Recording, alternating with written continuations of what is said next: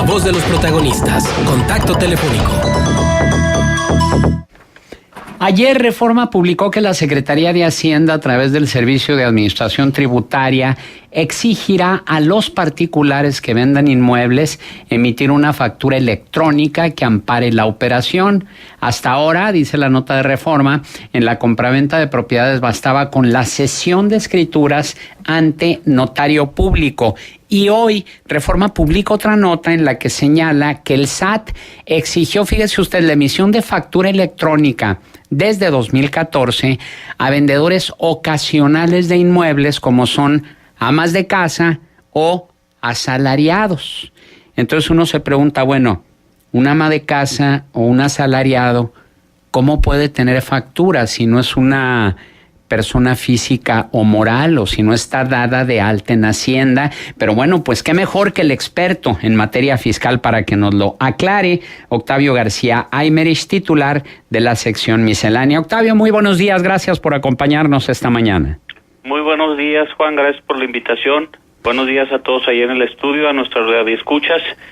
Pues estos días recientes se ha hecho publicidad a este tema de la emisión de una factura electrónica, un comprobante fiscal digital en la venta de casas, por ejemplo. La realidad, Juan, es que esta disposición surge con la reforma del 2014, no es algo nuevo. Tú ahorita dices cómo un particular, el ama de casa, va a expedir un CFDI si ni siquiera está registrado. La situación es que el notario, el corredor público, o sea, quien tenga fe pública, es el obligado a calcular y retener en su caso el impuesto sobre la renta que pudiera generar la operación, incluyendo también el impuesto al valor agregado. El notario es el encargado, es el responsable de, en esos casos como el que tú citas del particular, de emitir el CFDI, el comprobante fiscal digital por la operación. De esta forma, más información que el notario tiene que dar periódicamente a Hacienda, desde el 2014 el SAT tiene perfectamente la información de aquellas personas que venden en lo particular lo que son, en este caso, casas habitación, que es el motivo del comentario. O sea, no es algo nuevo, es algo que existe desde el 2014 y ya se elabora un CFDI por parte del notario y no lo tiene que hacer en este caso el ama de casa o el particular. Ya cuando el bien inmueble que se venda, no necesariamente una casa habitación, pudiera ser un terreno, un edificio, forma parte de lo que es una actividad empresarial de la persona física, entonces sí, el notario no hace ninguna retención y es la persona que realiza la actividad empresarial quien tendrá que emitir el comprobante fiscal digital. Así están las disposiciones, Juan, desde el 2014. Pero entonces, ¿por qué ahora sí que se pone de moda, si me permites el término? Es decir, ¿por qué lo sacan hasta hoy y como una, ahora sí que noticia, en su acepción de noticia como sinónimo de nuevo? Porque dice la nota de Reforma, pone Hacienda la lupa a la compraventa de casas, pero no la pone desde hoy, la pone desde hace ya 4 años. Y luego en la nota de hoy dice alerta en riesgo de casas sin e-factura. ¿Por qué? ¿A qué se debe, Octavio? Lo que sucede es que anteriormente lo que era la resolución miscelánea, son reglas de carácter general, daba la posibilidad de que en una compraventa de inmuebles la escritura la hiciera las veces de comprobante fiscal. Cuando viene el cambio a partir del 2014, esto que acabas tú de comentar, pudiera darse que ante el cambio y ante el desconocimiento de las disposiciones fiscales, algún notario pudiera haber sido omiso de emitir el comprobante fiscal digital a partir, insisto, del 2014, y que algunas operaciones que se celebraron ante ellos carecieran de ese comprobante fiscal digital. Es lo que están advirtiendo. Al momento, por ejemplo, ahorita ya de vender ese inmueble, a los 3-4 años, se carecería de un comprobante fiscal para amparar el costo fiscal que se va a enfrentar al precio de venta de la operación. Pero al respecto han salido reglas donde se ha permitido regularizar, Juan, esta situación. O sea, no es una situación de preocupación. ¿Por qué lo sacan a 8 columnas o a primera plana estos 2 o 3 días? Pues simplemente hay alguna declaración de un funcionario público, de algún funcionario de Hacienda. Yo lo leí el día de ayer en este caso en el norte, donde decían que un administrador de gestión de servicios y trámites por medios electrónicos del SAT dijo lo siguiente. Pues no sé si él no estaba enterado, no estaba al día, se le hizo novedoso, o simplemente es una nota que persigue algún objetivo en decir, están los ojos del SAT sobre cualquier operación que realicen ya sea las personas físicas o las personas morales, en este caso específico las personas físicas. Y recientemente también sacaron lo de las tarjetas de crédito. Dice, va el SAT por los depósitos en tarjetas de crédito. Eso también desde la reforma del 2014 se establece que se presume que hay un ingreso a aquellas cantidades que tú pagues a las tarjetas de crédito. Lo que hemos venido comentando nosotros como la famosa discrepancia fiscal, que se da cuando una persona física esté inscrita o no esté inscrita ante el Registro Federal de Contribuyentes, tiene gastos, incluyendo la compra de bienes, superiores a sus ingresos declarados. Aquí para mí es un mensaje, un recordatorio de parte del SAT de decir, persona física, toda operación que tú realices, compraventa de inmuebles, depósitos en tarjetas de crédito, etcétera, está ya fiscalizado. Y a eso le podríamos agregar en términos generales que todo lo que pase por el sistema financiero está ya en los ojos de Hacienda, en cualquier momento puede obtener la información y llamar a cuentas, en este caso, a la persona física, ya sea mediante una simple invitación o ya mediante una revisión directa a la persona física, Juan.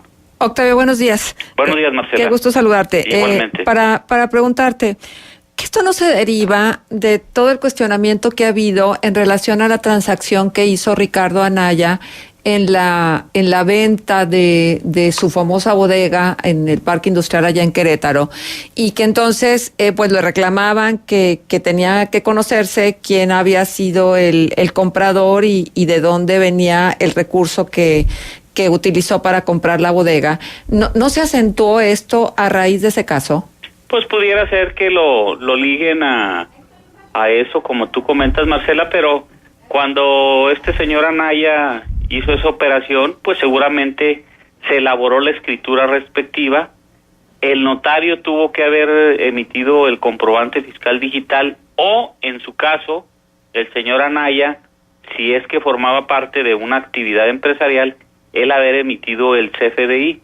Una operación de ese tipo, ya con las disposiciones que existen a partir del 2014, es prácticamente imposible que no pase por los ojos del SAT. O sea, ahí tienen la información y la pueden utilizar en el momento que ellos consideren oportuno y para los fines que ellos consideren oportunos. Desafortunadamente luego la información pues es utilizada con fines no solamente de recaudación, sino con fines también políticos. Y tú me preguntabas en un espacio anterior si tú como comprador o como vendedor, perdón, te tienes que cerciorar, tienes la obligación de saber de la procedencia de los recursos de quien te está comprando un inmueble. No hay ninguna obligación sobre el particular.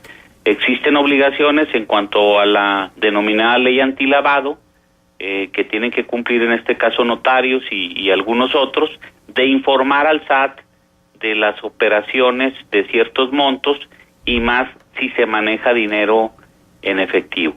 Uh-huh. Ahora, esto también incluye a todo lo que tenga que ver con transacciones de locales comerciales y demás.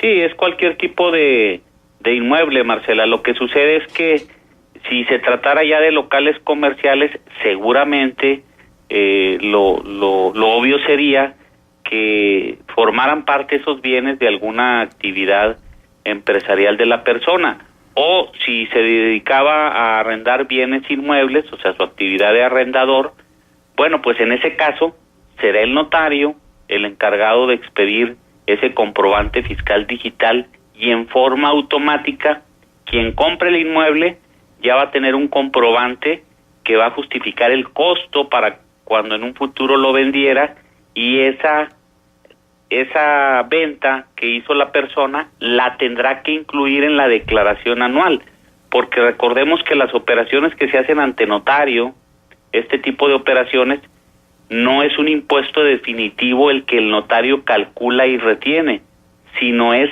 a cuenta del impuesto anual. Hay luego esa confusión, ya el notario me retuvo el impuesto sobre la renta por la venta del terreno o el edificio que vendí, ya no lo tengo que incluir en la declaración anual. Es un error, porque esto es un pago provisional. Entonces, la operación que específicamente tú comentas, seguramente se hizo la escritura y se emitió el comprobante fiscal digital, ya sea por la persona física, el vendedor, o en este caso por el notario, que esta obligación existe desde el 2014. Sí, porque además la propiedad se adquirió a una persona moral sin intermediarios y no a una persona física. Fue lo que dijo el propio Ricardo Anaya, la empresa Park Development, que es la que administra el parque industrial. Pero bueno, finalmente, ¿en qué afecta al ciudadano que realiza una compraventa, sobre todo si tomamos en consideración lo que dice la nota de que de no tener el CFDI, es decir, el comprobante fiscal digital, un propietario de una casa no podrá deducir el costo de lo adquirido cuando vende el inmueble y se le cargará el ISR correspondiente sobre el valor total de la transacción? Esto quiere decir que si alguna propiedad adquirida después de 2014 no tiene este CFDI, se tiene que tramitar para que no vaya a perder a la hora de deducir el costo de lo adquirido. Sí, Juan, hay formas de regularizar esta situación en la que no se tenga el CFDI, pero específicamente en el caso de la casa habitación, hay que recordar que aunque no se tuviera ese CFDI a partir del 2014, porque antes del 2014 el comprobante fiscal es la escritura. A partir del 2014 a mediados ya esa regla se elimina y tienes la obligación de tener un comprobante fiscal digital. Pero y en el caso de ama de casa o asalariado, que se lo solicite al notario público que realizó la transacción. Sí, hay regla en específico para regularizar esto, pero recordar nada más, en el caso de casa habitación, la venta está exenta, Juan, cuando no rebasa lo que son 700,000. Octavio, discúlpame, nos va a cortar el sistema. Permíteme el corte y luego concluimos, sí, claro. Por favor. Concluye Octavio García Aymerich, titular de la sección miscelánea. Octavio. Del ama de casa, de no preocuparse tanto, porque la ley del impuesto sobre la renta contempla que cuando tú enajenes tu casa habitación y la operación no supere alrededor de 4 millones de pesos, por el solo hecho de ser tu casa habitación, está exenta del pago del impuesto sobre la renta, aun cuando carecieras de un comprobante fiscal digital y con lo único que contaras fueran tus escrituras. Correcto. Hay una pregunta para ti de Radio Escucha, aprovechando que estás al aire. Dentro de los apoyos que dé el FIDE para poner paneles solares en los negocios, ¿es necesario dar información y papelería de los inmuebles que uno tiene? No, bueno, no hay una obligación de incluir en la declaración anual los bienes que tú tienes. Lo que debe de cuidar la persona es la situación que comentábamos ahorita de la discrepancia fiscal. Si él va a hacer una inversión en bienes de determinado monto, vamos a decir 1 millón de pesos, y sus ingresos anuales son de 200,000 pesos los que declara, pues en principio la autoridad le podrá cuestionar cómo le hizo para gastar los otros 800,000 pesos. Muy bien. Y finalmente, Octavio, si quisieras invitar al público radioescucha al taller de tópicos fiscales de actualidad. Sí, te agradezco, Juan. Efectivamente, el próximo lunes de 3:30 a 7:30 tendremos una conferencia donde analizaremos estos tópicos que comentamos el día de hoy y algunos otros relacionados con la declaración anual del 2017 de las personas morales. Pueden obtener información al teléfono 712-6071 o 716-8440. Gracias, Octavio García Aymerich, titular de la sección Gracias miscelánea. a ustedes.